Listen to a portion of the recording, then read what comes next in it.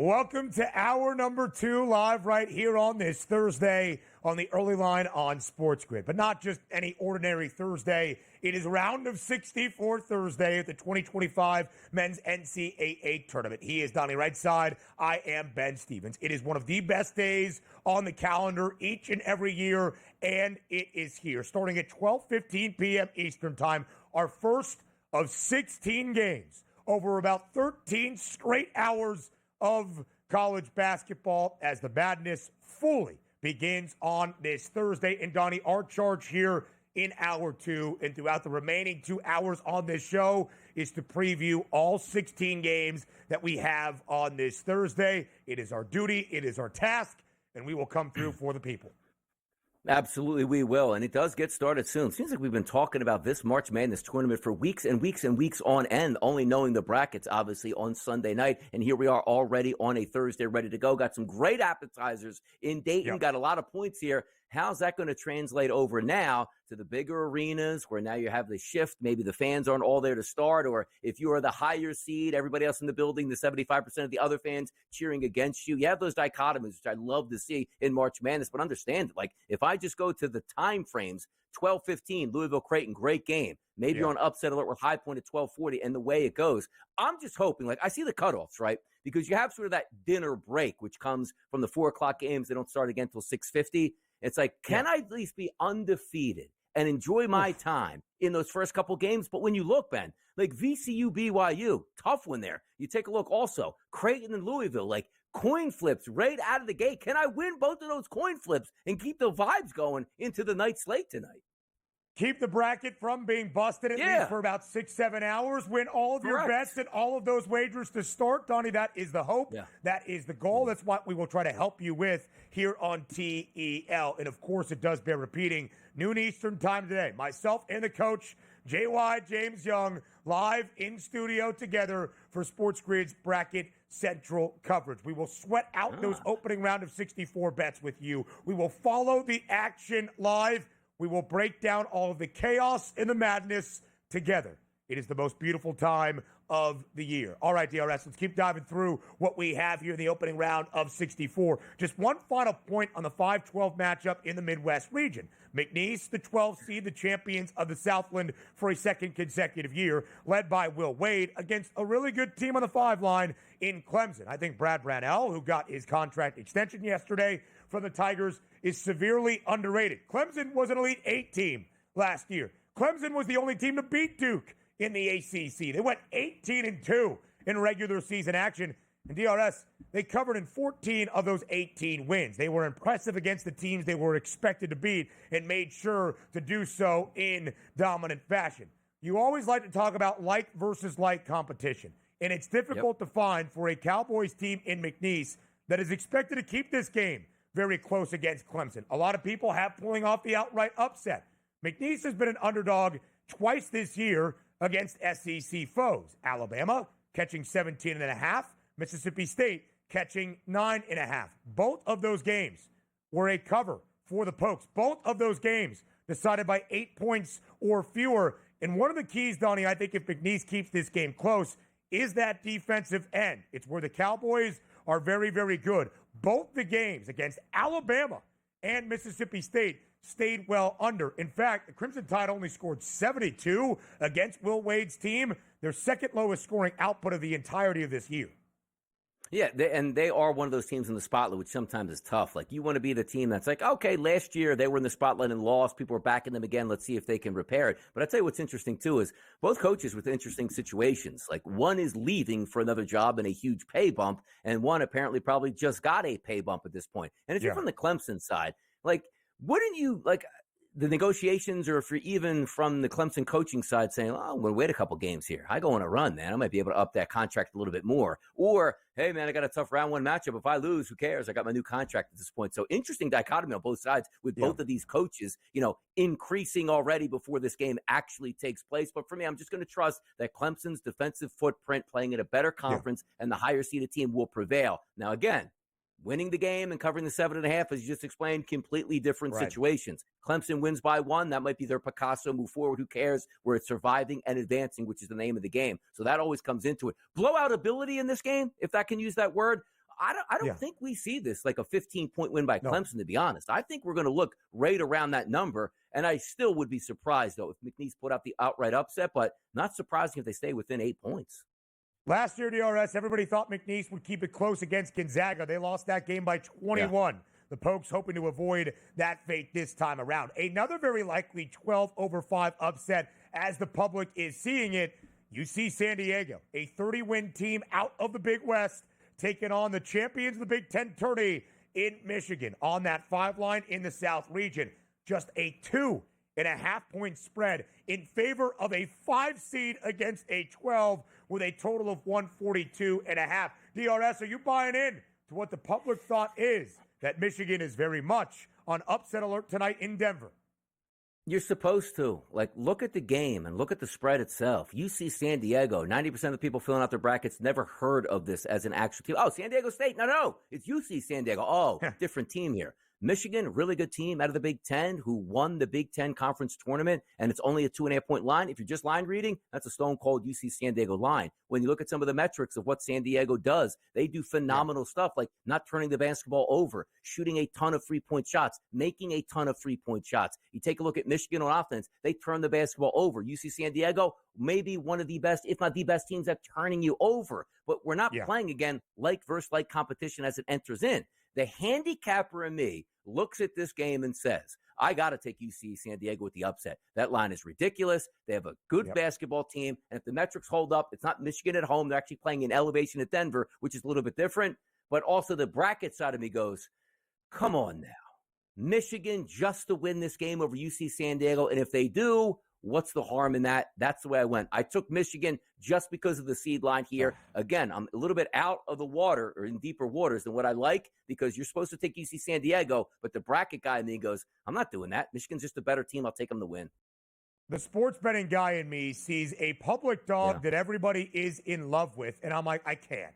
Right? There's just too much onus on Eric Olin. And again, Donnie, I talked about this a month and a half ago. If you told me the Tritons of UC San Diego were taking on anybody in the Big Dance, I'd say, nope, book it. UC San Diego opening round upset, might have them in my Sweet 16. And in some brackets, I do, just because of how good they are. Aniwa Tate Jones, the Big West Player of the Year, the Kiwi, is sensational. We have talked a lot about UC San Diego and how great they are taking away the basketball.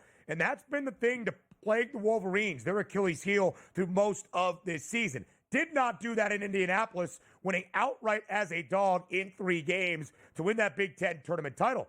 But there's no better cover team, DRS, than UC San Diego this year. 25-7 against the spread, 6 games as a dog, outright in 5. I am very glad that we have this game right away on a Thursday. I think it is going to be fantastic. You'll hear a lot about Aniwa Tate Jones.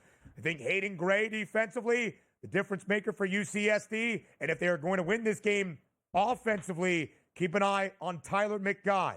He is a fantastic three-point shooter for UC San Diego, and they love to hoist from deep. We will continue to break things down around the round of 64 on the other side of the break. And Donnie, we have talked about Providence a few times, the host site, the pod site for some great games on this Thursday. That includes Kansas and Arkansas. As good as you will see in the first round. Next, round of 64 Thursday at the 2025 Men's NCAA Tournament. We will preview all 16 games on this opening full day of the Big Dance. So let's keep it rolling. Providence, Rhode Island. What a sight for some of the great coaches in this sport currently, and maybe even in the history of college basketball as well, including a 7-10 matchup in the West region. The preseason number 1 team in the nation, who did not match that preseason expectation, Kansas, on the 7 line, ending, by the way, a 24-year streak of being at least a 4 seed or better. They are now a number 7 seed, taking on a 10 seed in Arkansas. Kansas's head coach, Bill Self, a multiple-time national champion. Arkansas's head coach, John Calipari, one of the greats to ever do it. A 4.5-point spread in favor of the Jayhawks, total at 145 and a hook. Donnie, how do you break down the matchup between the Hogs and the Hawks? Yeah, line's been breaking all week. Open up at 5.5, 5.5 and 4.5 here at FanDuel all week long. 5.5 to some other outlets, and even 5s there. So we're sort of finding that 4.5 to 5.5. Shop around, get the best price depending on which side you like. Which me again, I like to take the points. I'm going to take Arkansas, getting the 4.5 to 5.5 points here. Currently, right now, 4.5 at the FanDuel Sportsbook. The reason is, are we just waiting for Kansas to come around? Because the pedigree is there and the expectations at the beginning of the season. But we watched the whole season, and it's clear they're not one of the best teams in the country. Otherwise, they'd have a higher seed and wouldn't be playing on this line as we have it. But also, same way I talked about Louisville, are there some other things than X's and O's coming into this? Boogie Flam probably coming into the season the best player on Arkansas. Missed a large portion of the season, coming back. Now, we anticipating Boogie Flam to come in and drop 18 points, 25 points in this game. Not necessarily would be great, but just having your star player back in the lineup can give a boost to the rest of the lineup. And really, the effectiveness of the handicap for me is, I think Arkansas is one of those teams starting the season. Hey, I don't like Calipari saying, I don't even have a single player on my roster right now. I don't know if we're going to even field a basketball team too. Opening the season with expectations that didn't look all that great, was either right higher and playing better basketball during the back stretch of the season. And getting the points on a neutral court with Arkansas for me seems like the best fit for me against Kansas. Can Kansas win? Sure, they're favored to do so. But if I can get around 5 points, I'm taking Arkansas to keep this game close, if not win it outright. Donnie, you're waiting on a Kansas team to show up. The talent is there. The pieces are there. Hunter Dickinson. You have guys like Zeke Mayo that transferred in. You've got so many things that you love about this KU team, and yet they have faltered every step of the way all year long. KJ Adams is sensational. DeJuan Harris has been the point guard in Lawrence forever. It just hasn't melded together the way Bill Self anticipated. Kansas has lost 8 or more Big 12 games twice since 1988-89. That has happened in each of the last 2 years, where each of the last 2 years KU was booked as the preseason #1 team. Now, they have made it to the big dance, but last year ousted in the round of 32. This year, even if they win this one, I don't think there's much more than that, as the winner will get another glorified head coach, more than likely in Rick Pitino. But keep an eye on those Omaha Mavericks late night tonight as they take on St. John's. Donnie, when you look at Arkansas, it was really the return to Rupp that turned around this team's season for Coach Cal and the Razorbacks. They were a 12-8 basketball team, fine, but 1-6 in SEC play, entering Calipari's return to Rupp Arena and to face Big Blue Nation. They, of course, won that game outright as an underdog. They won 8 of their last 13. In 8 games booked as a dog, including that one against the Cats, they are 6-2 against the number. I like Arkansas. I think the addition of Boogie Flan to go with a couple of experienced guys in the tournament, Trevin Brazile, Nelly Davis, who you saw right there, of course, playing for FAU in that magical Final Four run. I'll take Arkansas. I'll take Arkansas with the points, and I do think the Hogs win this game outright. Really great 8-9 matchup. For another team much like Louisville, that frankly probably has no business being on the 8 line. It's in the Midwest region. It is Gonzaga and Georgia. Gonzaga DRS, 9th in the net, 8th in KenPom, and yet an 8th seed. The Zags, a 6.5-point favorite against Georgia out of the SEC. Another test for a mediocre team, middle of the pack in the SEC this year. A lot of great quad 1 victories for UGA. We'll see the strength of the Southeastern Conference. 6.5-point spread in favor of Mark Few and his Bulldogs. Where do you start your breakdown?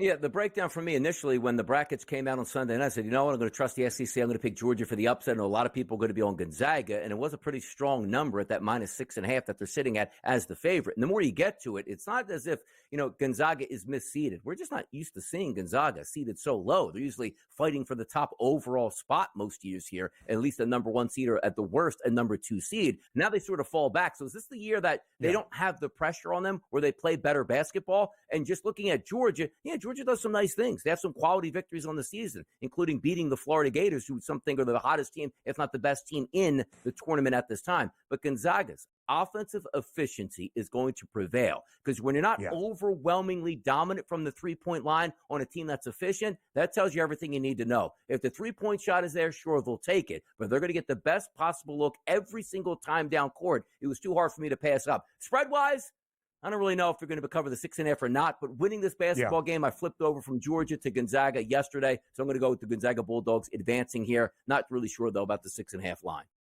DRS, I would agree with you. I wanted to lay the 6.5 with Gonzaga. This line opened at 4.5. I missed it as I was hosting our selection show on Sunday. I think that's a good number. I think there's been some market buyback for Georgia. Key for the Bulldogs and Mike White. Pay attention to Asa Newell trying to man the paint against a Gonzaga team that is just so highly efficient. Again, Mark Few, in his 20-plus years in Spokane, has not reached the mountaintop of this sport. Gonzaga has not won a national championship yet, but they have made the Sweet 16, I think, going on 11 consecutive seasons. Gonzaga should win this game. They will be tested with that Sweet 16 streak against, more than likely, Houston, the 1 seed in the Midwest region, in that next game in the round of 32. Another very compelling matchup that we have here in the opening round. We'll show you the numbers from the West region. It's the 6-11 split. Missouri, the 6th seed, against a team that, including myself, a lot of people can think can make a Cinderella run in the 11th seed in the champions out of the Missouri Valley. That would be the Drake Bulldogs. But it starts in the opening round. We continue our previews next. Some really phenomenal 6 versus 11 games on this opening Thursday in the round of 64 at the men's NCAA tournament. Let's start in the West region. Missouri out of the SEC, an unreal turnaround this year led by Dennis Gates. They went winless 0-for of 19 games in the SEC last year, now a 6th seed in the Big Dance, but they take on a team in Drake where Ben McCollum did not skip a beat, continuing the winning ways for this team out of Des Moines. 3rd consecutive NCAA tournament as the champions out of the MVC, that being the Missouri Valley Conference. DRS, a lot of people, including myself, very high on this Drake team, believing Drake can not only win this game, but maybe begin a Cinderella run as an 11 seed to the second weekend of the NCAA tournament. But so much so that everybody is betting Drake as a 6.5-point underdog today against Mizzou with a low total at 132.5. Are you buying into the Bulldogs, or do you think there might be a little bit too much public attention? Again, they're really good, but it is public attention. Like the 6.5-point number, like, yes, you can thread the needle and say, well, I think Drake can probably cover the spread. I don't know if they can win and cover that. I get it. But again, you're not getting double digits. Like, you're in that foul mayhem of the final minute and a half that's probably going to be at your leisure. You need to actually think Drake can come in here and pull this upset and win it outright in order to bet them at the 6.5 points. But I see those totals and I say 132.5. We know how slow Drake is. But the efficiency on offense on both sides, like Missouri's top 5 in the country. You see Drake and the things that Drake likes to do. Like Missouri's defense doesn't rebound all that well. Drake does. Drake loves to get to the free throw line. Missouri will foul. Just flip it over to the other side. Drake will foul. Missouri loves the free throw line. These two teams shoot at a high level from 3-point range. They're going to get to the free throw line. You know, the turnovers here. Let's just say Missouri turns over Drake and gets some easy baskets. And if Missouri is the team leading and being efficient, Drake's going to have to up the tempo a bit and get their shot selection improving. So one of the first times I'm taking a look at a game and saying, I do think Missouri wins, and rightfully so, they're favored by 6.5. But at the same time, I look at that 132.5, and I think that's light here. I don't think there's any reason to believe that one of these teams can approach 70 points to push you over that number based on what the spread is. Two good offenses, and they fit pretty much like a glove here on what they want to do. DRS, who's been one of my favorite over teams to end out this college basketball campaign, it has been Missouri. Not just playing to the over, but so overwhelmingly over the pregame point total, you really haven't even had to sweat it out. Missouri over in 8 of its last 9 games. But Drake is the slowest team in the country. You'll see the Mizzou Tigers here, led by Dennis Gates, with a lot of talent. Caleb Grill, Mark Mitchell down low. A lot of great players for this Tigers team. Drake is the slowest team in college basketball. Pace 364 out of 364. If the Bulldogs are going to win, this game I don't think can go flying over that number. Can it go over? Because it's 132.5 and Drake is very efficient in how it constructs its offense? Sure. Could it be in the 150s? I don't think that is a style of play that favors Ben McCollum and his Bulldogs. Keep an eye on Bennett Sturtz, the Valley Conference Player of the Year, one of the best players truly in college basketball. That game in KC going to be a lot of fanfare in Wichita, that game going to have a lot of fanfare on either side. All right, DRS, next up, another great 6 versus 11 matchup. we've got VCU, the 11th seed, and the champions out of the A10, taking on the 6th seed, that being BYU. This is the 6-11 game in the East region. And Donnie, if you want offense and you want teams that hoist from deep, this is the game for you. Again, just a 2.5-point spread in favor of BYU, total at 147.5. Who comes out with a victory in the round of 64? Two of my favorite teams in the entire tournament to sort of watch and handicap, and they're going to match up in round number 1. And once they get to round number 2, probably even more fun because BYU and VCU might be matching up against Wisconsin. We'll get there in just a little bit. But look at VCU's defense, top 25 in the country in efficiency. We know how good BYU's offense is. But you take a look at defending the three-point line, VCU does it. Chasing you off of the three-point line, VCU does that. Flip it over to VCU's offense here. They love the three-point shot. They'll take a lot of them. You know who doesn't defend the three-point shot and let you shoot the three-point shot? It's BYU. You might look at BYU being one of those dark horses that could possibly make a run to the Final Four. I get that. But they got to get through VCU. And you know what? I went VCU. Slight upset here in my bracket here. VCU advances over BYU just because the styles make a perfect fight for VCU. Just play your game, VCU, and execute. I think they win this game. I do. Yeah, Donnie, I think it's a great look. The Rams are a really good offensive team. Ryan Odom is a guy that is known for the most historic upset we have ever seen. 2018 was the head coach at UMBC when they beat Virginia. But what I don't think VCU gets enough credit for is how tenacious they are running you off the three-point line. That's where I think the Rams have the distinction in this game. Mark Zinno joins us up next. It is time to win with Zinn on the opening round of 64 Thursday for the 2025 Big Dance, live right here on the early line. Mark Zinno joins us right here on TEL. We will go region by region around the NCAA tournament. Our first round games that will impact those odds to win a region, to get to the Final Four in San Antonio, and who Mark Zinno sees cutting down the nets as a national champion 19 days from now. Zinno, thank you so much for joining us here on the best day of the sporting year. By far your best day and favorite day. You didn't even watch the Super Bowl. Happy to have you here for the big dance. Right. Yeah. I won't miss anything of today, I could promise you. Come 12:15, Creighton and Louisville tip this thing off here. My tush will be firmly planted in front of a TV for the rest of the night until about 11 o'clock tonight. Our first game in the first round, Mark Zinno, is in the South region. That's where we begin. Also in the South region, the number 1 overall seed in the entirety of the field of 68. That would be the Auburn Tigers, the outright regular season champs in the SEC, but entering the big dance, Zinno, on a slight slide. They have dropped 3 of their last 4 games, causing just a little bit of concern, perhaps, for Bruce Pearl's team and their outlook the remainder of this season. But Auburn's still booked as a minus 105 favorite to win the South region. Let's start big picture first. Are you concerned by the Tigers' recent form of play?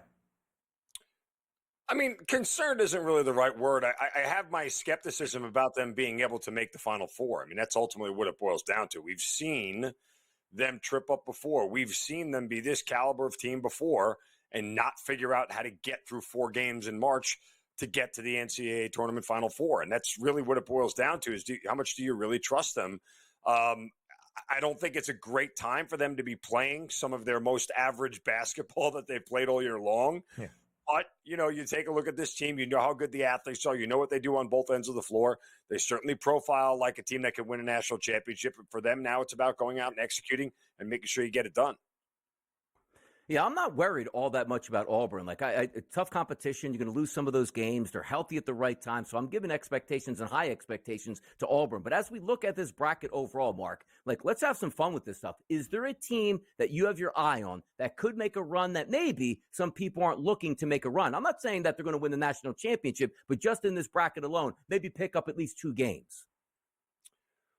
Well, look, I think UC San Diego is the team that everybody is looking at here to upset Michigan in the first round. Forget the 5-12. Like, can we just stop with 5-12 and the seeds? Just look at the darn game for what it's worth, right? UC San Diego is a really good shooting team. They are absolutely one of the dagger three-pointer teams that we've seen throughout the entire year. They're built to be able to make a run because they can shoot better than 80% of the teams in the tournament. I mean, that's ultimately what it boils down to. They play fast, they get up and down, and they score. And that's something that really helps you in the NCAA tournament. Oh, by the way, they're not terrible on the defensive end, but this is also a Michigan team right now that played 4 games in 4 days probably shouldn't have won the Big Ten tournament. I mean, it took Wisconsin shooting 22% for an entire game for them to win that game. So, I think they're probably a little bit overvalued as a 5 seed and overseeded because they won the Big Ten when they really probably shouldn't have and weren't good enough to. And I think UC San Diego can win one. And look, if Yale sneaks past A&M, this is a UC San Diego team that could be in the Sweet 16. UC San Diego is a very talented team. Their first year eligible for the Big Dance, and they are there as a D1 program, led by head coach Eric Olin and the Big West Player of the Year in Aniwa Tate Jones. And Donnie is going to love a guy if he's up tonight at 10 p.m. Eastern time for tip in Denver, Colorado, by the name of Tyler McGuy. It looks like Donnie's favorite player is to play the cornerback position in the National Football League. Zinno, you mentioned A&M and Yale. It's our 4-13 split. In 10 of the last 14 NCAA tournaments, we have seen a 13 seed pull off the upset against a 4, including last year. Yale as a 13 seed against the team that you said has been disappointing in the Big Dance. Last year, it was Auburn as a 4 seed out of the SEC. Now it is Texas A&M. 7.5-point spread in favor of Buzz Williams and his Aggies. Just how competitive do you expect this game to be? It's all about game script. The first 5 minutes of this game are going to decide whether A&M is in for the fight of their lives or they're just going to beat Yale in every aspect of the game. Let's just put this objectively. A&M's offense is awful. It is garbage. Like, it is a pathetically bad offense for a team in the SEC. And the numbers back that up. 317th in effective field goal percentage. 317th in three-point shooting. 292nd in two-point shooting. 273rd in free throw shooting. This is a bad offense all around. They're bad at scoring. Now, I know they've had some injuries this year, and certainly that has played a big part in some of their numbers. Wade Taylor, obviously back for A&M here. But what this boils down to is how good will A&M's defense be on the perimeter against the 9th best three-point shooting team in the country. If you look up at the stat box and you get to the 8-minute timeout of this first half here, and you see that Yale is 4 for 8 from 3, it's going to be a very close game, and Yale's going to be in this thing. If they are 2 for 9, guess what? A&M's defense is working, and A&M's slow pace and ability to win inside is going to control this entire game. But that's really what it boils down to here, is that if Yale is making threes early, A&M is going to be fighting for their lives for all 40 minutes. Let's take a look at the elephant in the room in this region here. North Carolina Tar Heels absolutely smash San Diego State. So what happens now with Carolina for you, Mark? Is that a bump for them? Did they deserve to be here? Now that we see the run, they prove everybody wrong. How are you handling North Carolina? Look, I said this even as much as I openly objected to North Carolina being in this tournament. I remind everybody this. What you do in the tournament is not validation for whether you should have been in or not. It never has been. It never will be. They're completely separate events. They have nothing to do with each other. Okay, we're talking about their regular season resume, and the next game they play has nothing to do with that. So North Carolina, yes, they clearly have a chip on their shoulder and are playing with one because of everything that everybody said. Oh, by the way, isn't Bubba Cunningham cute? Not only did he get his team in the tournament, he gave him an extra day's rest because they don't play till tomorrow. But, let's not make any conspiracy theories here about North Carolina's AD. Beyond all that, Ole Miss is ripe for the picking. North Carolina's winning this game. I don't necessarily like to play against teams that after a big blowout win, to come back and play on them again. But it's not like North Carolina's laying 4 or 6 or anything here. Take them on the money line and get the hell out of Dodge. Ole Miss is ripe for the picking to be knocked out in the first game of this tournament. Minus 120. That's all you got to lay for UNC is a slight money line favorite. 83%. 83% of the money back in the Heels in that opening round matchup. So now let's get to the West region, right below the South, where the 1 seed is also a team out of the SEC, that being Florida, perhaps the hottest or most dangerous team entering the Big Dance after winning the SEC tourney title. Florida minus 135 to win this region, advance to a Final Four. But Zinno, you go up and down this portion of the bracket. Great teams, great storylines, great coaches. How do you make sense of the West region? Don't ever let anybody tell you that the NCAA tournament isn't a made-for-TV event, because the way they put the bottom of this bracket is all about TV. You got Bill Self and John Calipari going against each other in round 1. And who will they meet in round 2? Oh, it'll be Rick Pitino coaching against one of them. 3 of the oldest and most seasoned coaches in all of college basketball. So, yes, this is 100% a made-for-TV event when you look at it. But there are a lot of interesting matchups here. And I have a lot of plays here in this first round. I think the most interesting matchup really is the Memphis-Colorado State. I don't know how much Ben Stevens buys into the Mountain West always seems to flame out in the NCAA tournament. It's narrative, maybe some coincidence. I don't know if there's any data point you could stick to that, but it is very telling that the Colorado State Buffaloes are 2.5-point favorites over the 5-seed Memphis Tigers. Some of that may just be the fact that, Memphis as a 5-seed probably was a little bit overvalued all year long and really wasn't as good as the top 25 ranking that they had. So that'll be an interesting game to watch. The Tigers had a great non-conference. They won 5 games against 5 teams in the tournament. I think that is why they are on the 5 line. But, to your point, at least based on the power ratings, there are 25 teams on KenPom rated higher than Memphis that are seated lower than the Tigers in the NCAA tournament. We'll talk more around the round of 64 with Mark Zinno up next. We are live right here on this round of 64 Thursday on the early line on SportsGrid. We are going region by region throughout the 2025 Big Dance with Mark Zinno, not only looking at the overall outlook, who makes a march through the madness, but also, of course, how it will all factor out on a game-to-game, round-by-round basis. We were just talking about the West region. It is absolutely stacked. You highlighted Arkansas and Kansas tonight in the 7-10 split. Florida is the 1 seed and a -135 favorite. The Gators start their march through the madness tomorrow against Norfolk State. The 3 seed in the West region is Texas Tech. Of all teams on the 3 line in the tournament, the Red Raiders have the best price to win a national championship at 31-1. The Red Raiders a hefty favorite today in their opening game against the champions out of the CAA, Takeo Siddle and UNC Wilmington. How do you approach the opening round matchup for Grant McCasland and his Texas Tech team? Yeah, I'm still pissed at Grant McCasland for shooting 19% in the second half of that game against Baylor, where I had a ton on Texas Tech laying 5.5 for them only to win by 2. So it's kind of surprising for me that I'm actually willing to go back to the well with this Texas Tech team. One, I think they're an Elite 8 team. And I think they're playing for a right to go to the Final Four out of this bracket when it's all said and done.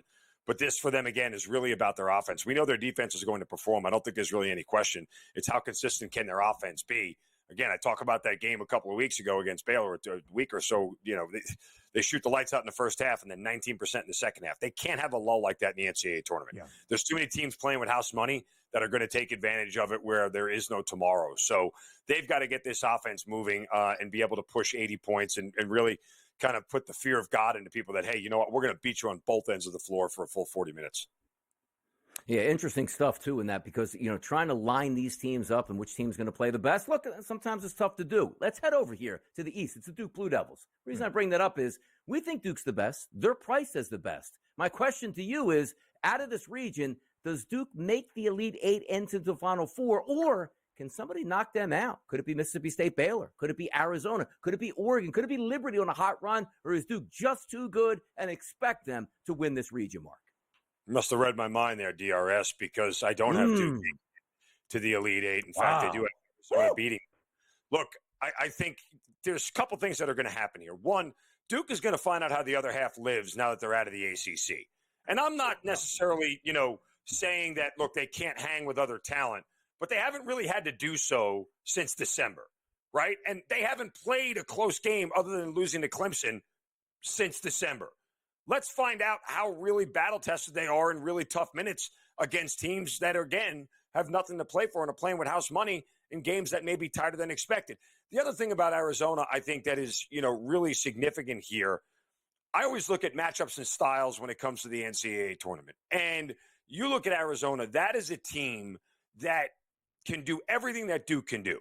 Certainly they play faster, but they get up and down. They are a team that rebounds really well. They can have somebody guard Cooper Flagg inside. They can play man-to-man with him and not get totally dominated for 40 minutes. They can take Duke's game and throw it right back in their face, which is ultimately why I believe they're going to beat Duke and head to the Final Four out of that East region. Ooh, I love the bravado there, Mark Zinno. I think Arizona, is in for a challenge tomorrow against Akron, but we'll save that do. for a Friday. Everybody does. Everybody, listen, you're not wrong. I think Arizona's biggest challenge is getting through the first game, right? Some of these teams' biggest challenge is winning the first game and getting their feet underneath them and going, as long as we get out of Dodge in the first game, who cares? But there'll be much – like Arizona's a team that when I look at, I would agree with you. They may struggle in game one. Then when that number comes all the way down in game two, they come out and they hammer their next opponent. It is one of the by the way, I think Arizona wins that game. I just think John Gross and the Zips play at a tempo that can match Arizona, if not faster. We go up and down and shots are being hit. I think the Zips can stay within that 13.5, 14.5 point number. So if Duke were to be knocked off, Mark Zinno, you look at the bottom half of that bracket and what might open up for some of those teams, including the 3 seed in the East region. That is Wisconsin in their 3-14 matchup today against the champions of Starch Madness out in Big Sky country, that being Montana. Wisconsin 17.5 point favorite against the Grizz. How do you break down this opening round matchup on a Thursday? Give me all the Montana Grizz love in the first half, Ben Stevens and Donnie RightSide. Why? Because simply, what does Montana do really well? Make threes. What does Wisconsin do really well? Defend everybody. So if Montana can start this game making threes, similar to what we talked about with Yale and Texas A&M, if they can make threes early and make it tight for Wisconsin, and an offense that has been very questionable over the last 2+ weeks of the season. Again, they shot 22% in a basketball game for all 40 minutes. The three of us could do that if we needed to. So I don't have a ton of faith in the Wisconsin offense right now. But the thing is this. If Wisconsin is leading by 10 or 12 at half, the Grizz are not crawling their way back into this thing because Wisconsin's defense is too good. So I'll take the Montana Grizzlies plus 9.5, plus 10 in the first half to keep this thing close. BYU VCU. Come on now. Can one of these teams make a run? Sweet 16, get to the Elite Eight, 3 balls going all down, all over the place. It's what we love. When this game came out on Sunday and I saw the total at 142, I screamed over. BYU doesn't defend anybody. They're playing at elevation. They're going to make a ton of threes. Go over. That total shot up to 147. We've seen some buyback come back down. That said, everybody smart that I talk to is on VCU plus the points here. Ooh. BYU, if they are not making shots and they're not making threes, they are dead in the water. And we've seen this from them before. Now, how much do you question the fact that they are in Denver playing at elevation, which BYU is used to, as an advantage over them over VCU?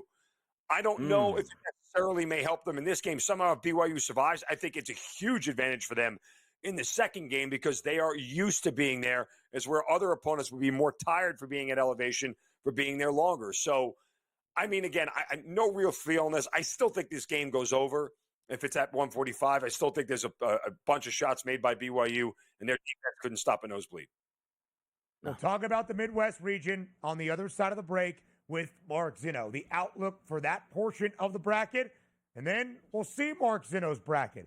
Who's in a Final Four? Who's winning a national championship in San Antonio? That and plenty more on the other side of the break, live right here on this Round of 64 Thursday on the Early Line on Sports.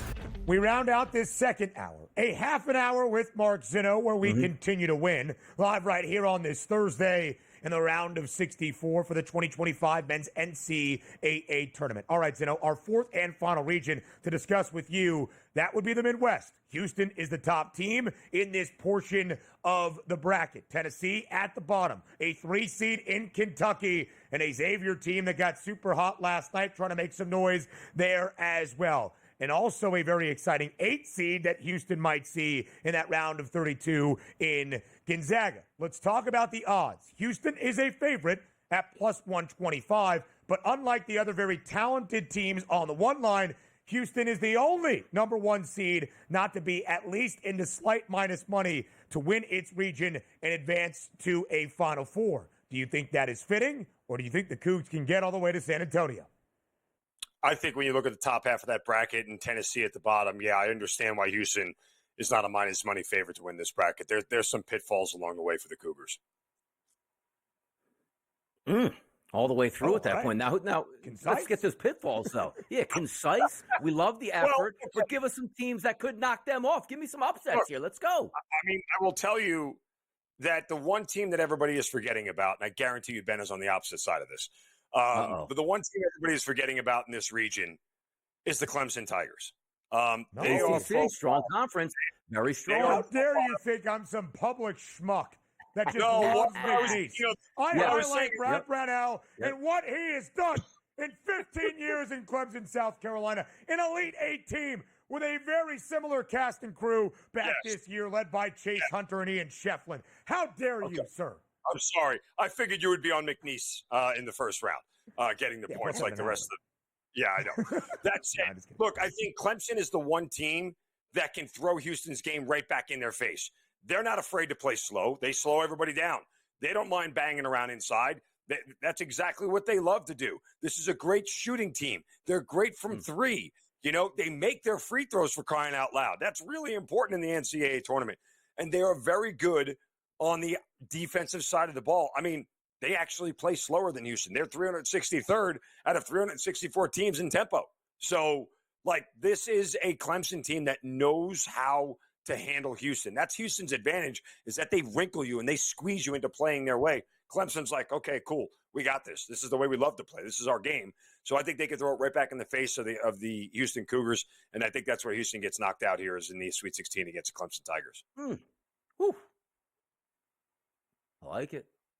Yeah, I guess it is kind of me now, right? We're a little bit back and forth. Quickly, Zinno, the only game we have yet to preview that we were supposed to in our first 2 hours in the Midwest region, an intriguing 7-10 game I can't make a lot of sense of. Hopefully you can help. UCLA, now out of the Big Ten, a 7 seed against Utah State, a 10 seed from the Mountain West. 5.5-point spread in favor of the Bruins, total in the low 140s. How do you break down this matchup? How much crying you think Mick Cronin did about having to travel back east again for like 6th time this year? I seen the Statue of Liberty 3 times for Christmas. Oh, shut up. Like, stop whining, dude. Just go play ball. But yes, his team will go out and play ball tonight, and I think they win and cover this number here at 5.5. Look, it's their defense, right? I mean, that's really what it boils down to for them. You got to stop Utah State from making threes, and you just got to be able to execute inside against this team. And I think that, you know, UCLA, for all of Mick Cronin's bemoaning about travel, like, I think it kind of helps them in this spot that they've been road warriors a lot this year, and that they are used to being away from comforts out in Southern California, and they can handle this moment here. So I like the Bruins tonight in this game. I laid the 5.5 with them, so I think Mick and company get it done. Yeah, look at that. Mick Cronin always complaining. What does he want to do? Give the Statue of Liberty back to France? Stop the man this year. Let's get to the Final Four, Mark Zinno. What do you got? Who's your Final Four? Well, I only have one number 1 seed getting to the Final Four. That's the Florida Gators, who will meet Iowa State out of the South region, who upsets Auburn. And then I have Arizona, as I told you, who beats Duke, coming out of the East region. And let's give a nod finally to Rick Barnes to cut down the nets and get to the Final Four out of the South region. While Clemson will beat Houston, Tennessee will end up beating Clemson to go to the Final Four. Arizona and Tennessee on one side, Florida, Iowa State on the others, and chomp, guys. Best team in the country wins this whole thing. Florida Gators cut down the nets. Oh, Gators. Wow. Right. Oh, no, Mark Zinno. You think I'm just some public schmo. I also have Florida winning a national championship. What are we going to do? I won't do the Gator chomp, though. Yeah, listen, Intel, that algo starting to spin once again. Zinno, fantastic stuff. Enjoy the games. Happy that we don't have to watch a movie about a dog who's a police officer today. Enjoy it all. Hour number 3 on the other side of the break here on TEM. We welcome you to hour number 3, our third and final on this glorious Thursday, live right here on the early line. It is the round of 64 at the 2025 men's NCAA tournament, where the big dance and all of the madness fully begins. We have 16 games on this Thursday. The first tips between Creighton and Louisville in Lexington, Kentucky at 12 p.m. Eastern time. Our final game between Texas Tech and UNC Wilmington, I believe in Wichita, tipping a little bit after 10 p.m. Eastern time. That is the schedule for right now. But what it means, 16 games and about 13 straight hours of NCAA tournament action in college basketball. He is Donnie RightSide. I am Ben Stevens. We continue to get you set for everything you will see around the big dance. We will break down all 16 games as we have throughout our opening 2 hours on this Thursday. And, of course, DRS, before we go, a pick 6 to break down the entirety of the bracket. Cinderella teams, round of 64 best bets, and of course the teams that we expect to see cutting down the nets in San Antonio 19 days from now on a Monday night in the Alamo Dome. So much to get to here in this third and final hour. Time is ticking on the brackets right now. As you see, 10 a.m. East Coast time. In about 2 hours' time, we're going to have games underway. Moneyline Cuz come up after this show. And then I believe Pro Football Full Circle with Joe Lisi comes in right after that, talking a lot of football. Is that correct? Did I get that correct today? No? Yes? So first off, just so you know, a lot of times we talk college football and Football Full Circle as well. Yeah. That is off the air today.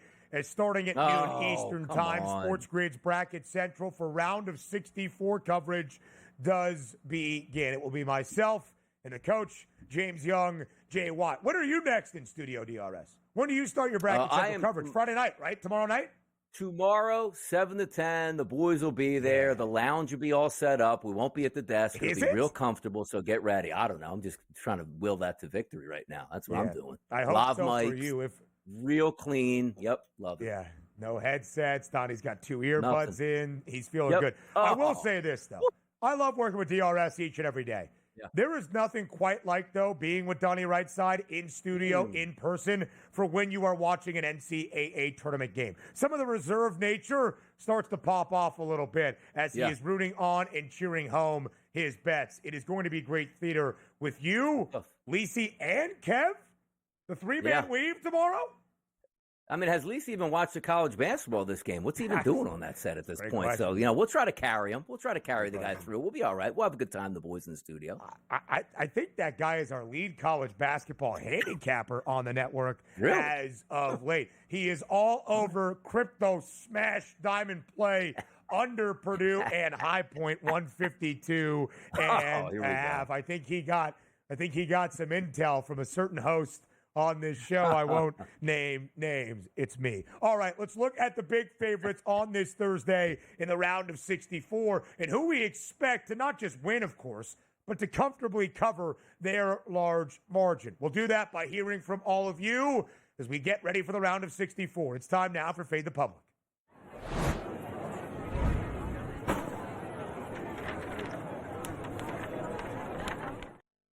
A couple of the 1 seeds in the fold today, including the number 1 overall seed in the Auburn Tigers. Houston out there as well, taking on SIU, and a couple of 2 seeds that are a hefty favorite as well. St. John's in its opening round matchup against Omaha. Tennessee in its opening round matchup against Wofford, who pulled off the upset in the SoCon tournament title game to be here in the Big Dance. Everybody that we list, DRS, at least an 18.5-point favorite, nearing 20 points. We even have an Auburn team that's laying more than 30 against Alabama State, who won in dramatic fashion, near buzzer beater on Tuesday night in Dayton, Ohio. So of those 4 hefty favorites on this Thursday, who is the best bet to actually cover a number? Is it Auburn, 31.5-point favorite against the Hornets? Is it Houston against SIU, Edwardsville, the champions out of the Ohio Valley, 28.5-point spread? Is it the Johnnies, 18.5-point favorite against Omaha, or the Volunteers, 18.5-point favorite against the Terriers from Wofford? Most of the public, DRS, back in St. John's as an 18.5-point favorite against the Mavericks, nearly 37% of the vote, but second most, that would be Houston to win comfortably against SIUE. Yeah, there's no surprise that you're looking at 2 teams, like let's just say St. John's and Tennessee under 20 points. That's where your eyes go. Like, okay, they can win by 20, level up in competition. Also, all 4 of these teams, defensive mavens here. And when you talk about they're not stepping up in competition, the teams they're playing are stepping up in competition, stepping up to see the best in the country on defense, that's going to be a problem. My vote went towards Houston at minus 28.5. And it's not the fact that it's like, man, they got to win by 30 points for you to cover. It's me getting the optics of, is there a chance that SIUE has 6 points with 6 minutes to go in the first half? I'm not saying that's going to be the because that'd be crazy defense by Houston. Right. But my ability to watch a basketball team and say, can they actually score at this team? And what's the calling card of that said team? Just absolutely locking you down. That's why I went Houston. Now, granted, the difference between Houston and St. John's is they're both really good teams and 10 points in margin. But for me, I can see Houston putting on one of those shows like, is that like a college football score? 37-12 at the half at this point, where one of these teams is just absolutely blowing the other one out. That's the way I look at it, and that's why I went with Houston. But honestly, Auburn, St. John's, and Tennessee, all legitimate chances to absolutely blow the doors off their opponents. But I'm just looking at one of those teams that really should struggle on offense, probably SIUE there. Yeah, and Donnie, that's really what it comes down to. Brian Barone has done a great job in his 6th year bringing SIUE to its first ever NCAA tournament as a D1 program, the champions of the Ohio Valley, the first team to book a ticket to the Big Dance. They have been waiting for a while. Offensively, they're not all that effective. They're not all that efficient. And when you're playing the best defense in the country, one of the 3 best defenses in the country, it is going to be difficult to muster up that offense. And when you look at Houston, DRS, they are a team that has reached the Big Dance 7 consecutive years. Under Kelvin Sampson, who has completely reinvigorated this program, the Cougs have made it at least to the Sweet 16 5 straight years. Last year as the 1 seed in the national championship favorite, or right around that line with UConn. Houston was a 1 seed, and they took on a team, let me just make sure I have this correctly, took on Longwood, a team in Longwood who was maybe expected to give a run because they could play at an up-tempo pace.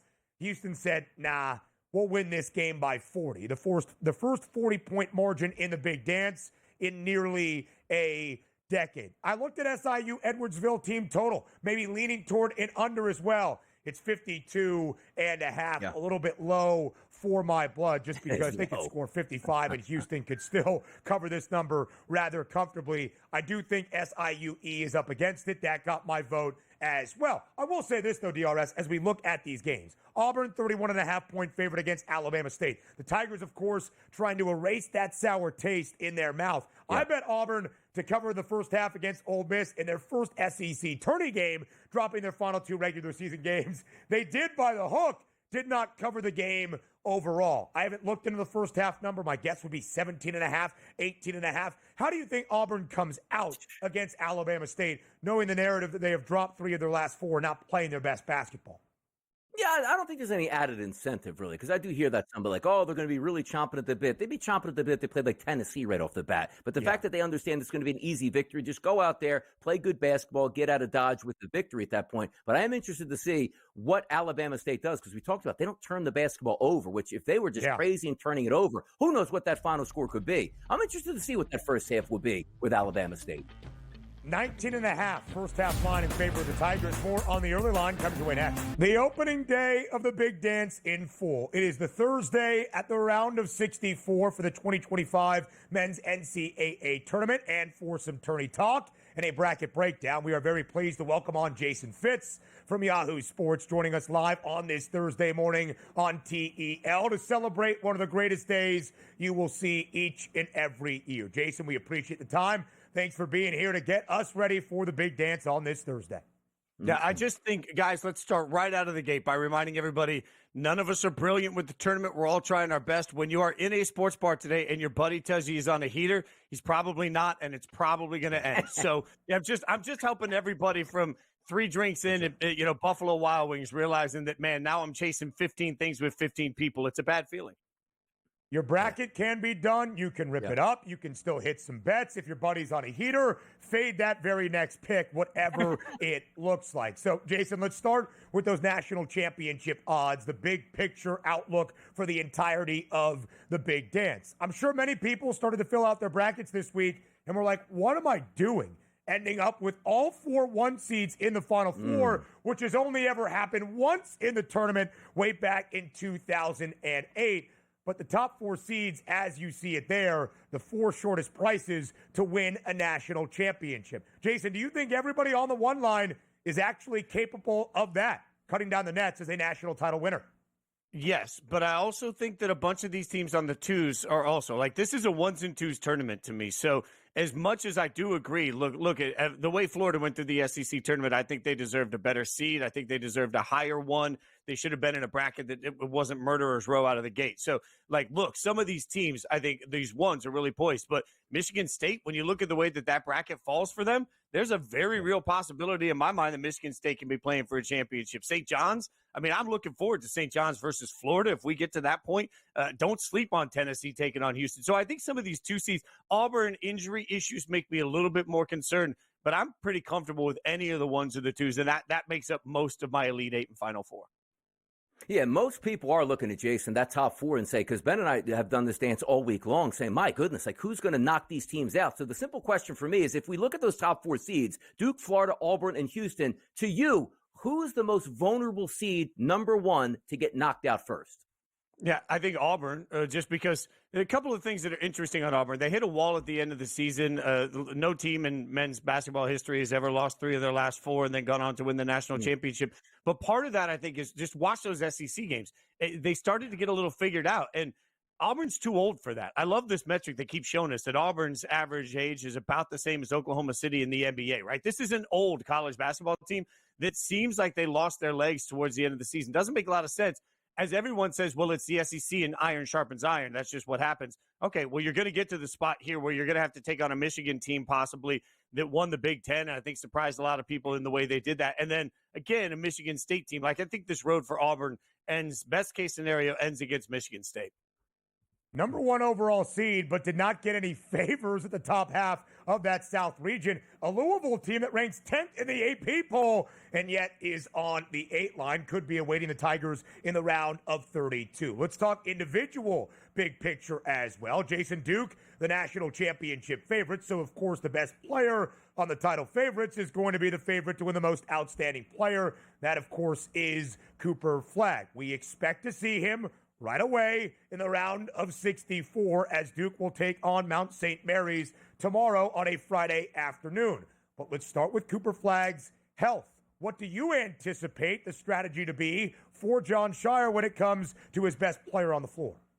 Yeah, I think we're going to get limited minutes in the first game and then see when he comes back in and how he feels. Guys, the biggest concern I have here, too, is remember, nobody touched him. He didn't land on anybody. He landed on an already taped ankle, and it rolled on him. So now my biggest concern is when we get to this situation where it's 24 hours between games, how's that ankle going to feel? That's why when you start talking about most outstanding player, as much as I do believe for Duke to win a national championship, Cooper is going to have to be Cooper Flagg. He's going to have to be everything we've seen, and that makes him a great candidate for most outstanding player. But if you look at the way Duke played when he was out and the effectiveness and the importance of Con Knippel, you want to talk about a sneaky pick for a most outstanding player. If you believe Duke is going to win the championship and you're concerned about Cooper Flagg's health, then Knippel becomes the name to watch to me, because he certainly will be the person that Duke relies on.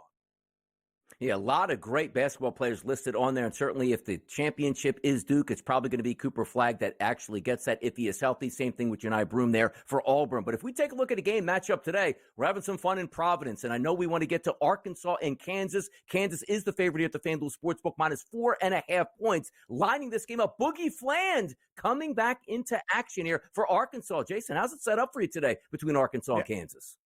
So look, both of these teams are offensively challenged, to say it politely at times. I like the under in this one because of that. Mm-hmm. But the other part of this is, okay, how do you get buckets when you need buckets? I think the referees make a massive difference in this game, because when Arkansas can't score, they love to get aggressive and just try and create contact to get to the free throw line. They got to the free throw line the 13th most in the NCAA this year, right? So what does that mean? Well, that now all of a sudden I'm looking at how are the refs calling that game when you know that Kansas's most important player is going to be standing in the middle of the lane.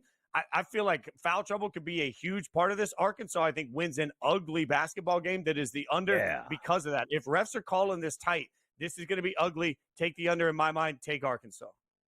Yeah, Kansas has not been a great shooting team this year. The preseason number 1 might be ousted in its very first game in the Big Dance. All right, Jason Fitz, we have told people, be skeptical of your buddy on a heater. It is a very long day. We have 13 consecutive hours of college basketball. But if you were to text the group chat and tell your buddies your best bet for round of 64 Thursday, what game would it be, and what is that wager?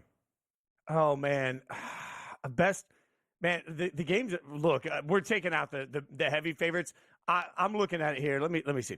The best bet of all of these, I'm so nervous about this. Michigan's the best bet. Michigan was underseeded at 5. They should have been at 3. I'll put some tasty money on Michigan in that one.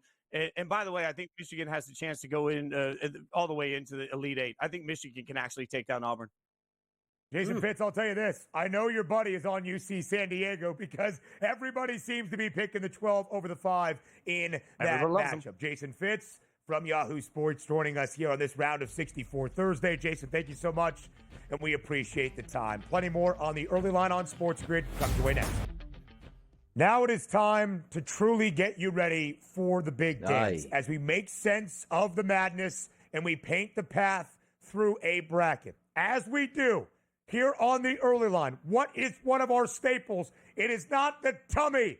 It's the pick 6 for the 2025 men's NCAA tournament from the mind of Donnie RightSide and my noggin as well. A national championship pick who will lose to them in that national title game 19 days from now on a Monday night, April 7th in San Antonio, Texas. Thus, the most outstanding player coming from that national title winner, a Cinderella team that could win a couple of games not expected to in the NCAA tournament. One of the specials available on the FanDuel Sportsbook with a sprinkle of plus money and a round 1 best bet for this round of 64 Thursday, live right here on the early line. DRS, what did you make that noise for?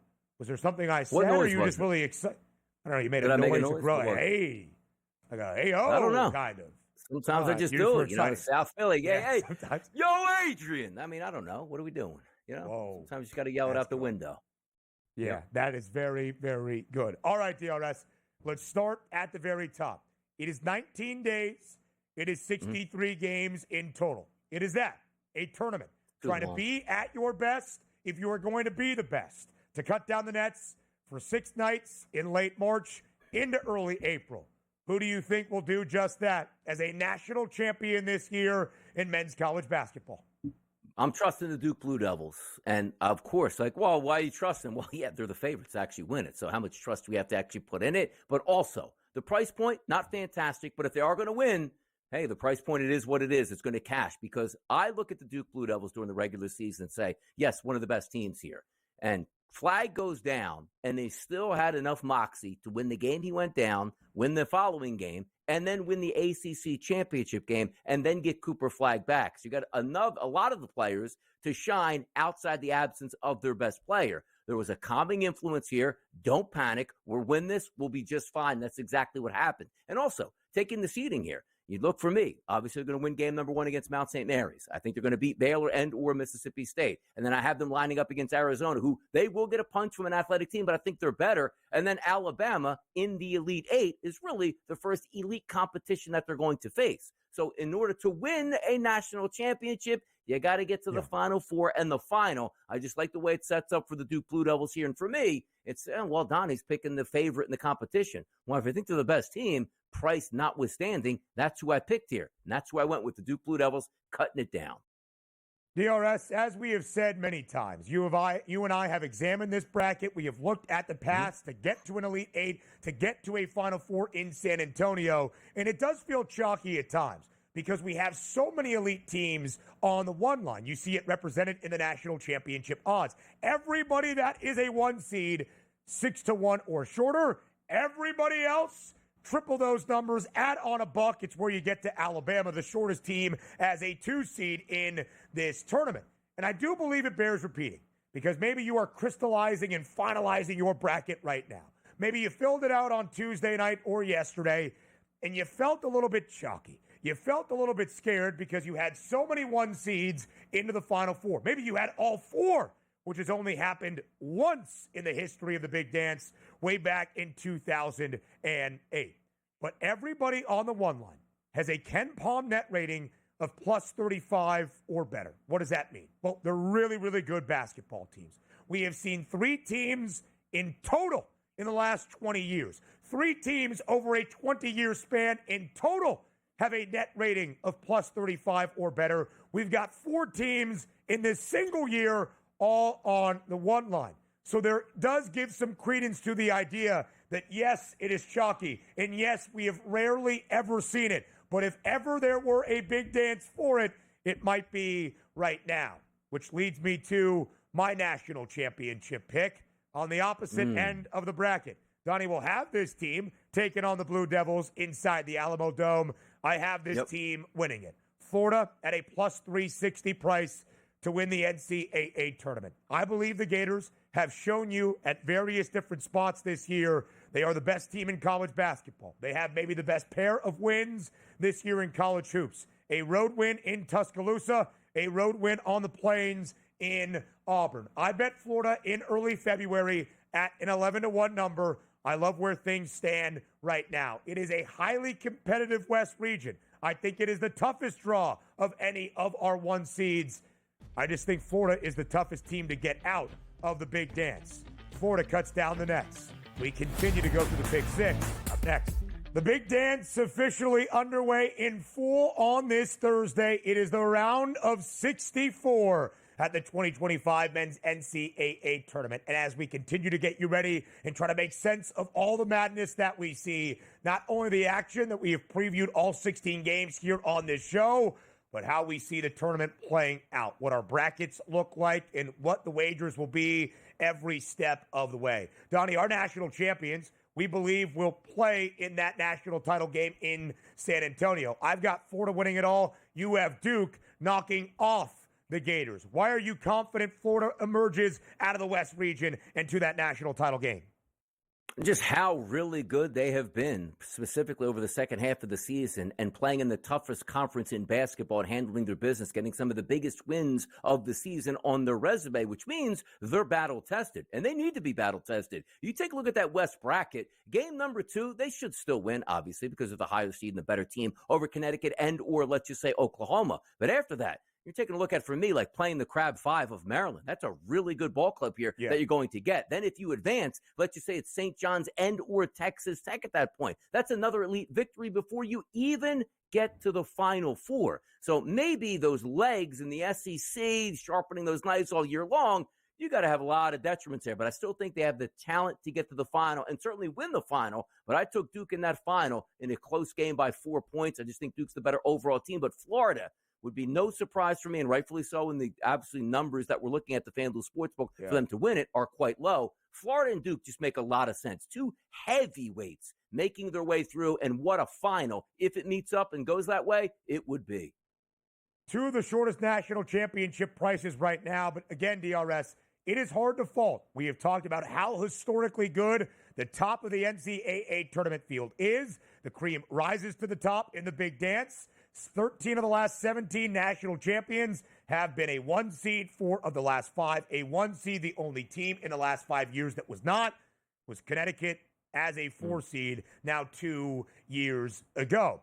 And Donnie, when you really think about how the madness plays out, it does really track. There are also some trends outside of that in terms of just being on the one line and how historically good this year's crop of 1 seeds is that really carries over, that favors both Duke and Florida. I mentioned my Gators price at 11-1 to win the national championship bet back in February. I also have a small sprinkle on a Duke number at the time of a 4-1 price because 19 of the last 20 national title winners, top 25 adjusted offensive efficiency on KenPom. 16 of the last 20, top 25 adjusted defensive efficiency. 20 of the last 20, every single one has been ranked inside the top 12 of the Week 6 AP poll. 5 teams enter the big dance, hitting all of those qualifications.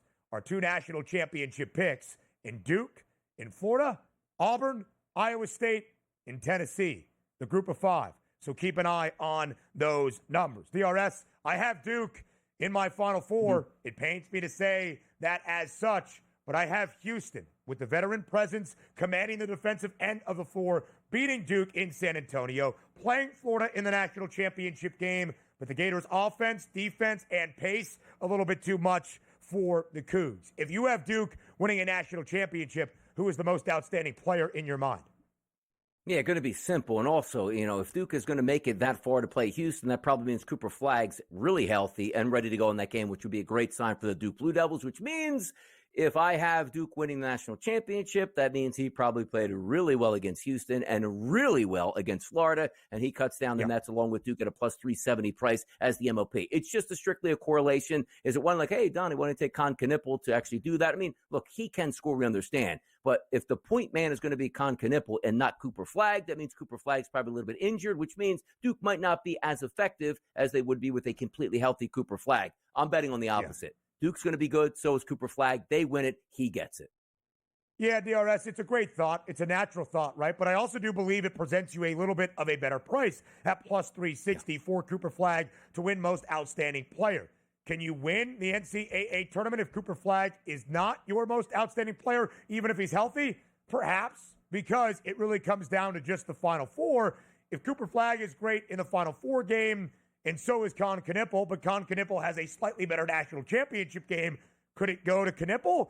Maybe, right? But it makes sense from that natural correlation to have the best player on the national championship winning team winning MOP. For instance, last year, Tristan Newton won the award for Connecticut, their Swiss Army knife. He wasn't the lottery pick. That was Steph Castle. That was Donovan Clingan. It could be somebody else. More than likely, it is going to be that star player. So it wouldn't make a lot of sense for Donnie to pick Duke and tell you somebody from Alabama. It wouldn't make a lot of sense for me to pick Florida and tell you somebody from St. John's. Walter Clayton Jr. is my pick to win MOP. He is Florida's best player. He is the guy that does it all in the backcourt. In winning guard play, wins in the month of March into early April. There's a lot of great players. Will Richard is fantastic. Alex Condon, the 6'11 Aussie who can do it all, great. For Todd Golden's Gators. If they're going to win a national championship, to me, it is Walter Clayton Jr. I do want to make this final point, though, DOS, about those MLP odds. Again, it is just the Final Four. It's not a guy that led his team to the Elite Eight and had a sensational tournament, scoring 35-plus in every game. That won't matter. We'll remember him as a March legend, but that won't matter to cashing a ticket and winning this wager. So I will just say, if there is a team that you think gets to the Final Four, if there is a team perhaps you have a higher outlook on than most, it would also make sense to look at their best individual, to look at their best player, because you really can find some juicy plus money sprinkles in the most outstanding player numbers. Yeah, exactly. And that's what you're trying to level. And the worst beat you could possibly have is picking Houston Cougars to win the national championship and then going like, oh, well, I pick the wrong player who stepped up at the right time in the Final Four. It's the same thing when you talk about the Duke Blue Devils. Like, yeah, the price point is a little bit better, but my goodness, if Knippel wins that, you're like, what did I do? Like, I knew Duke was going to win. Why didn't I just take that here? But there are some other chances, like way down. We talked about Mark Sears and the Alabama Crimson Tide, where you're getting an unbelievable price point at that point. So some things are there to factor in at this point. But the one thing you do know is don't overly confuse yourself. Best player on the best team is typically going to win this, even if they really weren't the best team in the Final Four and or the championship game. As long as they were close, you always get the benefit of the doubt with the best player too. For sure, DRS. Like St. John's, for instance, a 29-1 price to win a national championship. That is value in itself because they are the 2 seed in the West region, and they're at a 29-1 number. Again, speaking to the strength of those 4 teams on the one line. But R.J. Lewis Jr., the Big East Player of the Year, and maybe the Johnny's most important, although you could argue that's Kadari Richmond, is 75-1. Even in explaining that, it kind of makes sense just to bat the Johnnies there at a 29-1 number. One of the great things about this tournament, defined by its chaos, is the Cinderella runs it allows. 3 of the last 6 years, DRS, an 11 seed has made the Final Four. So I am very proud of both of us picking our Cinderella on the 11 line. You first, my friend. Yep, going 11. And the definition for me for a Cinderella is not actually making it all the way to the Final Four. It's winning 2 games here as a double-digit seed, which means you're going to be upsetting teams.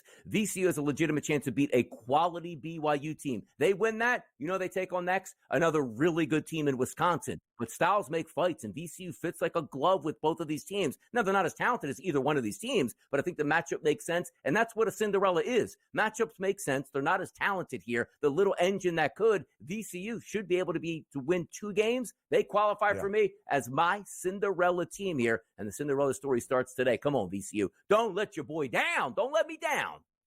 Completely agree, DRS. And it doesn't have to be a Cinderella long shot at a 300-1 price to win a national championship. If in your bracket you have VCU to the Sweet 16, that's a 2-leg money line parlay or a plus 340 price on the FanDuel Sportsbook, you can find those sweet plus money numbers even just to get to the second weekend. Mine's on the opposite end of the bracket in the West region. That would be the Drake Bulldogs, a plus 960 price now to reach the Sweet 16. A difficult draw for Drake that starts today with a game that is receiving a ton of public attention. We'll continue to break down the bracket next. Our Cinderella runs throughout the 2025 men's NCAA tournament, both Donnie RightSide and myself, looking at a team as an 11 seed that can at least win a couple of games and get to the second weekend. Donnie likes VCU, a very talented team, the champions of the A-10 in the East region. Donnie, the two matchups that would be in the Rams' way, starting on this Thursday against BYU, and then more than likely Wisconsin, if the Badgers can get by Montana, really favor the Rams. And we have talked a lot about the three-point shooting for both VCU, BYU, and let's add in the Badgers into this mix. The one thing, Wisconsin's good on the defensive end, BYU not great. VCU is the best defense in limiting effective field goal percentage for its opponents. They're shooting worse than 45% this year. That is the best nationally. The Rams are a really well-coached team led by Ryan Odom, their head coach that understands the madness. He was the head man at UMBC when, of course, they knocked off Virginia, the first ever 16 seed to upset a 1 back in 2018. My Cinderella pick is Drake. Donnie, months ago, I fell in love with Ben McCollum and everything he brought to Des Moines from Northwest Missouri State. A lot of his team intact, including MVC Player of the Year out of the Missouri Valley. That is Bennett Sturts. I believe in this Drake team. I believe in their style of play. Yes, it is slow. I'll describe it as selective. They are still very efficient on the offensive side of the floor, and they grind you out defensively. Nothing comes easy against Ben McCollum's Bulldogs. So if you would have asked me 2 months ago, who's your Cinderella team? Drake. A month ago, Drake. After they won the MVC for a third straight year, Drake. And then everybody started to love Drake. 6.5-point dog today against Missouri. 79, Donnie. 79% of the bets on the spread on the Bulldogs. 76% of the money on Drake. Is it foolish of me to now be spooked by my own Cinderella pick that I have been in love with for the last 3-4 months in this college basketball season just because everybody is? I don't think you should be spooked by that. It's just like who they play. Like you're going to get a big-time tilt here out of a real efficient team right out of the gate in Missouri, which would be an epic win. And then your prize is probably going to be Texas Tech, one of my favorite teams throughout this entire tournament. So you want to talk about they are a true Cinderella. You knock down Missouri and Texas Tech. I don't even know if I can call you Cinderella. I'm just going to call you a damn good basketball team at that point. Right. Like, that was unbelievable, the thought process. So I'm interested to see how they come out because game number 1 is going to tell you a lot. Can we be efficient as we need to be against a team that's really efficient and more talented from a bigger conference? They're not going to catch up on anybody this year. If you knock off Missouri, you are going to have Texas Tech's eyes right away saying, hey, we can't do the same thing. Say, oh, we expected to get Missouri here as Texas Tech. Now we got Drake. Ooh, that's an easy one here. You're not going to get that here. If Drake is going to be a Cinderella, my goodness, they are really going to have to earn it. 7:35 p.m. tonight in Wichita, Kansas. There are going to be many fans from Des Moines that have made the trip and, of course, from Columbia, Missouri as well. All right, a special on the FanDuel Sportsbook or just one that Donnie wants to combine. What is this, the Pick 7? That's a joke from our producer, Joe Frieso. Combining, but as you can, a parlay for teams to make a deep run in the big dance. DRS, who are you targeting? Yeah, you can parlay these, you can get down, but if you're just looking for a plus amount on each side, I focused on these teams weeks ago, and I got to somehow put some money behind what I'm talking about, and that's Iowa State University and Texas Tech University, both to make it into the Elite Eight. And you say, well, Donnie, you're talking about them a couple weeks ago just to take them to win the national championship. The number one teams are so darn strong in this tournament where it's like, yes, that's a great price, but let's be realistic about some things and how you're going to be able to cut down the nets. Like, I'm not going to get a 25-1 price like I did on Sonogo and the UConn boys, absolutely ripping through. It was like, oh, my goodness, where did you get that price point? It was fantastic a day before the tournament. I want to make some money in this tournament. I think it makes some sense. These two teams are good enough to get to the Elite Eight, and then you meet up against the big boys, the heavyweights, and the hammers. And whatever they do at that point is all positive because why? You already cashed that ticket. It's not winning the Elite Eight to get to the Final Four. Just get me to the Elite Eight. I think both of these teams have a great opportunity and clear pathways to do that. I'll take them. The West Regional Final, that would be for Texas Tech, maybe against the 1 seed in Florida. The South Regional Final for Iowa State. The very first bet I made in this college basketball season on opening night, November 4th. Iowa State at a 35-1 number. That's actually probably too long. Whatever the number was on the Cyclones to reach the Final Four. I still feel very, very good about it. But some of the injuries, namely to Keyshawn Gilbert, had me a little bit spooked. Iowa State still part of that criteria, Donnie, we talked about. Top 25 offensive efficiency, top 25 defensive efficiency, and ranked in the top 12 of the Week 6 AP poll. My special that you can combine together on the FanDuel Sportsbook, Duke to reach the Final Four. I do believe the Blue Devils will be in San Antonio. And I think Michigan State is an Elite 8 team. In fact, in a few brackets, I think MSU pulls off the upset over Auburn. I really believe in this Spartan side led by Tom Izzo. I think Michigan State's bottom half of the South region in what could be that Sweet 16 affair, DRS, against Iowa State sets up well for Michigan State. The question has been, what if MSU doesn't shoot well? They're not a great three-point shooting team. What if they go cold? It's not like they have been great up until February, and all of a sudden they have started missing shots. It has been the story for the Spartans all year long, and I think Michigan State is an Elite 8 team. Duke in the Final Four as well. All right, DRS, your final minute before we send you off to the money line, before we get ready for the round of 64, tipping in just about an hour and a half. What is your best round of 64 bet for this Thursday?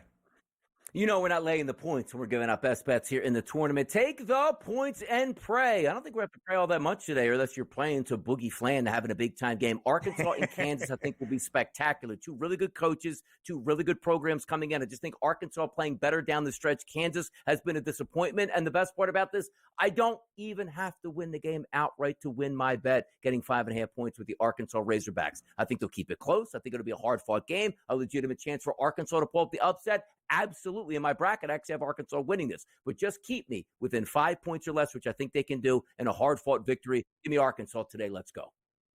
Yeah, DRS, I love the look. Boogie Flan being back for the first time since mid-January is key for Cal and Arkansas. I'll give you my best bet on the other side of the break for the round of 64. But take the points and pray. We're going to be praying the Bulldogs of Yale can defend the offensive glass. DRS, enjoy, my friend. Yeah. We'll talk tomorrow. Pray that technology works, man. Pray that technology. We are just over an hour away from the start in full of the 2025 Big Dance, the men's NCAA tournament.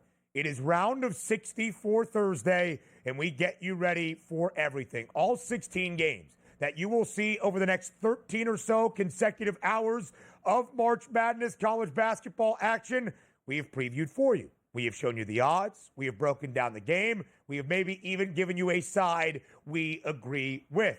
We have painted the path through a madness and through a bracket, region by region by region by region. We have given you the trends, the storylines, the quality of teams in the field of 68, now whittled down to only 64. And now your goal is to hit some bets, is to hope that your bracket stays intact, but really to just enjoy. Because these days are a marathon. They are 13 hours, and then we'll get to do it again on a Friday, and then Saturday, and then Sunday. But these days that you wait for all year long, they go by in a flash. So sit back and enjoy. Have some fun. And let's get ready for the two greatest days each and every year on the sports calendar. Let's also get you ready for a round of 64 best bet. DRS is back in the Hogs. Whoop Pig Suey. John Calipari and Arkansas tonight in a big matchup against Kansas. That game in Providence. The Razorbacks a 4.5-point dog. Now he likes them getting 5.5 where that number opened up. I will also go with an underdog. 10 of the last 14 NCAA tournaments, we have seen a 13 seed upset a 4 outright in the first round. That includes 2024 when the Yale Bulldogs, the champions out of the Ivy League, as a 13 seed, faced off against a 4 seed hailing from the SEC. Then it was Auburn. Yale won outright. This year, Yale is once again the champions of the Ivy, a 13 seed facing off a 4 seed hailing from the Southeastern Conference. That is Texas A&M. I'm very skeptical of this Aggies team. When you look at the numbers, there is nothing that A&M does all that well offensively, except rebound the crap out of the basketball. They are ferocious, they are tenacious, and they attack the offensive glass. They are the best offensive rebounding team in college hoops. So that is priority number one for James Jones and his Yale team today. But Yale's really good at defending the glass as well. Yale has 3 all-Ivy League players, and Nick Townsend in the front court, Bez Mbang in the back court, and maybe a guy you remember from last year's stunning upset over the Tigers, John Poulakidis, who can shoot the 3 with the best of them. Yale will let you take the 3.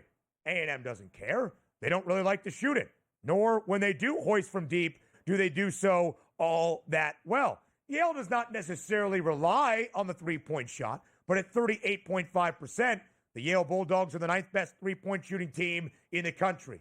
And often, in these games, when you are trying to make history, when you are trying to start your Cinderella run, when you are trying to spoil and play upset, you do so with the 3 ball being the great equalizer. Give me Yale plus 7.5 to keep things close today against Texas A&M.